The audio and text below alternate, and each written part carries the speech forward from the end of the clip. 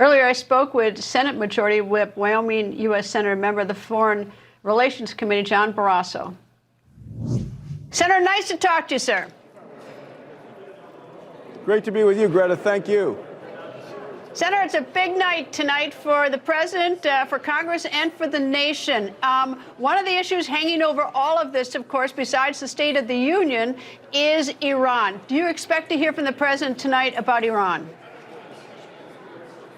Well, I do. And Greta, what a difference a year makes. I mean, the president is able to report tonight that our country is back on track. And we ran to make America safer and more prosperous. And a lot of that is peace through strength. Our border is now secure. Jobs are coming back. Gas is at the lowest price it's been in 5 years. Wages are up. All of these things are good about affordability. Specifically with your question about what's happening with Iran and the president tonight, I just got back, Greta, from the region.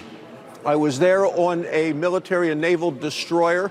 There were a couple of sailors from Wyoming on that destroyer, and they said this. They said, please give this message to the president. I'm going to do it tonight.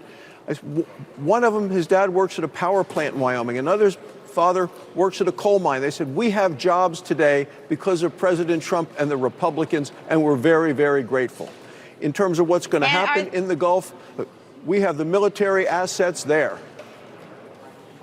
Do you expect, do you have any indications this could be like a targeted strike or much bigger than what we saw last June? Do you have any sort of thoughts on this? Well, of course I have thoughts, and the world would be a lot safer if the Ayatollah were not in charge there in Iran. But the president, by moving all these military assets right now to that region, has a number of different alternatives. He is showing Americans involved. And when I was there in the region this past weekend talking to prime ministers and presidents of various countries, they all say the world would be much safer without the Ayatollah in charge. They say he needs to go. I would say that military action should be the last approach. Right now, we need to continue to support the protesters. We need to continue maximum force, but ultimately the Ayatollah needs to go. All right, turning now to the building that you were in, the U.S. Capitol. I expect that all Republicans who are feeling fine will show up tonight. In the U.S. Senate, do you expect there'll be some Democratic senators who won't show up for the president? And do you have any idea what Senate Minority Leader Chuck Schumer is telling them?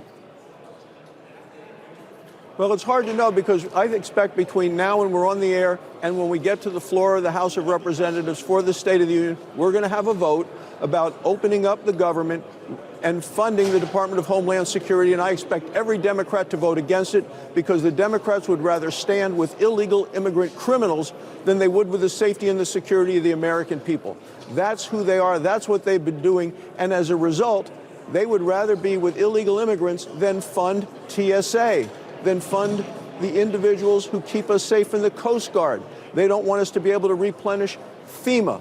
The president has made a very reasonable, responsible offer to say, let's fund the Department of Homeland Security. It includes body cameras. The surge in Minnesota is over. There's accountability. But the Democrats are so beholden to their far left that they aren't supporting any of these things because they want to defund ICE just like they wanted to defund the police. That's who the Democrats are beholden to, this whole group of people who are for open borders and for illegal immigrants. So do you expect empty Democratic senators' seats tonight, or do you expect them to sit there politely and listen to a president that they obviously don't agree with? Well, I'm not sure what the Democrats are going to do, but I think I'm very excited, as are many, to see that victorious American ice hockey team that are going to be here for the State of the Union, and I'm sure they're going to be amazingly received by those in the audience. We'll see what the Democrats do.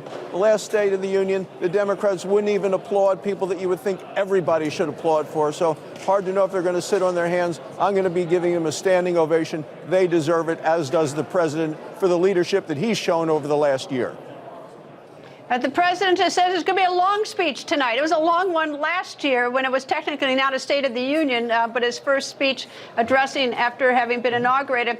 Care to give your estimate about how long this speech is going to be tonight?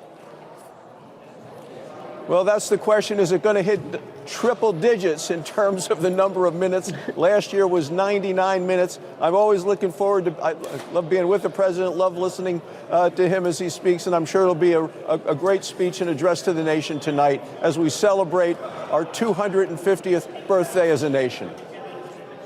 Senator Barrasso, thank you very much. And of course, we're going to be doing live coverage here at Newsmax. So we're looking forward to doing the coverage as well. Thank you, sir.